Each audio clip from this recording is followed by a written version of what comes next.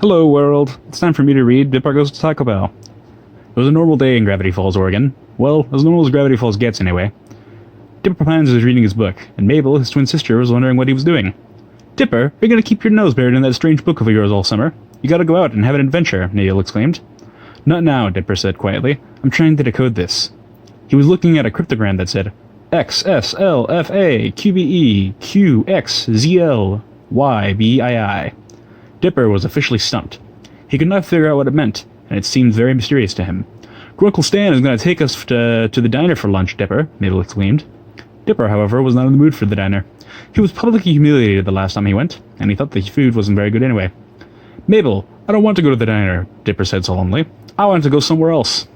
But there is really nothing else in town, unless you count the Taco Bell into the forest, Mabel replied. Taco Bell? Dipper's ears perked up. He'd never eaten at Taco Bell before, and ever since last week, he had a craving for Mexican food for some reason. Why don't we go to the Taco Bell today, Dipper asked. Taco Bell? Grunkle still questioned. Why do you want to go there? It smells like the bathroom when it gets clogged. I had my heart set on pancakes, Mabel moaned. Listen, you can go to Taco Bell if you want, but don't come crying to me when you smell like expired onions. Fine, I will, Dipper said harshly. Don't let the door hit you on the way out, Grunkle Stan said, but as he was exiting the mystery shack, the door hit him on the way out. Ah, ha ha ha, said Grunkle Stan. He was laughing. So anyways, Mabel and Grunkle Stan went to the diner while Dipper tried to find the Taco Bell. He had brought with his book and a couple books. But finding the Taco Bell was harder than he previously thought. He'd been looking around town for what seemed like days. The mystery book wasn't helping him either until he saw a flicker of a sign in the forest. He went into the forest. Why would there be a Taco Bell in the forest, Dipper asked himself. After hiking for about an hour, Dipper finally got to the Taco Bell, but it sure don't look like any Taco Bell he'd ever seen. It was surrounded by a barrage of giant oak trees, in an open field completely different from the rugged terrain of the Oregon forest. The open field was covered with at least 3 layers of pine needles, which got the attention of Dipper. He stuck his hand into the pine needles. Ow! Dipper shouted. A pine needle poked him. It hurts.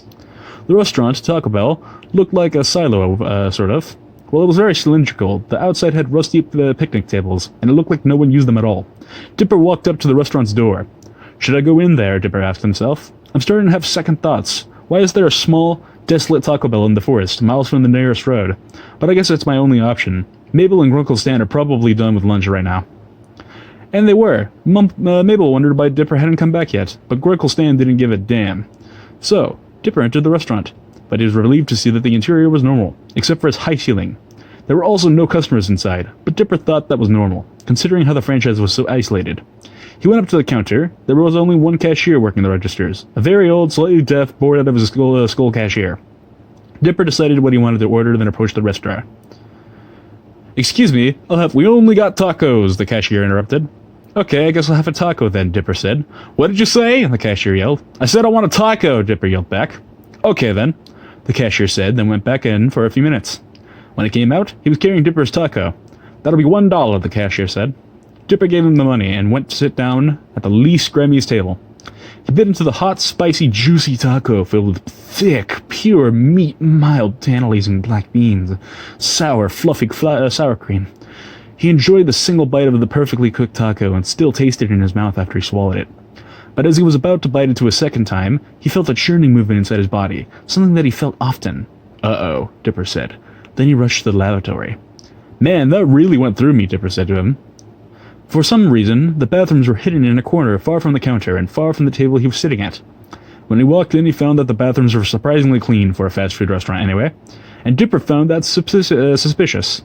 All of the stalls were full, and no one was using the urinals. But right on cue, someone walked out of one of the stalls. Dipper didn't pay much attention to who was walking out, but he was wearing all black and had a plastic bag with him.